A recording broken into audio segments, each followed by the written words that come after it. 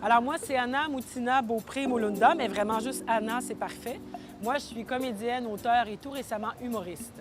Comment te décrirais-tu, oh God? Moi, j'ai toujours su que je voulais faire de l'art et c'est pour ça que je suis devenue comédienne finalement.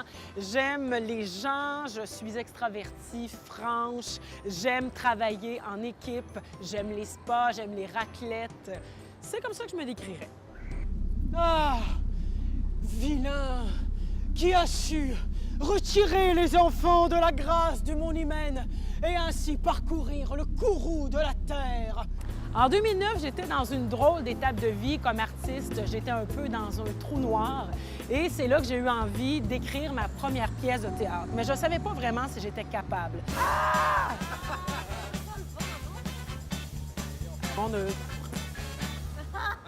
J'allais cogner aux portes, ça ne fonctionnait pas vraiment.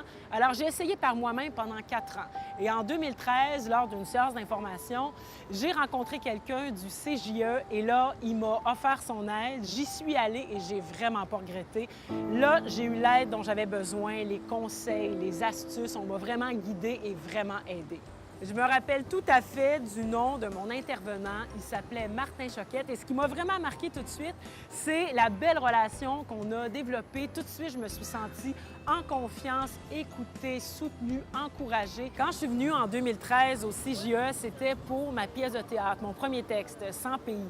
C'est une pièce très autobiographique, très intimiste. Ça parle entre autres de recherche d'identité, d'équilibre en tant que métissé, toujours pris entre deux, entre le Québec, le Congo. Et j'avais choisi pour exprimer ça le lieu de l'aéroport. Je trouvais que c'était un beau lieu qui était en mouvement, un peu impersonnel, où il y avait possibilité de transmission, de connaissances, d'échanges. Et je trouvais ça intéressant. C'est certain que vivre à Montréal influence mon art en tant qu'auteur, en tant que comédienne. Moi, ce qui m'intéresse, c'est les créations contemporaines. Et moi, ce que j'écris, c'est très, très intimiste, très autobiographique. Alors, c'est certain que c'est teinté de la ville. Si j'avais un conseil à me donner à moi-même plus jeune, ce serait définitivement de faire mes propres projets plus tôt.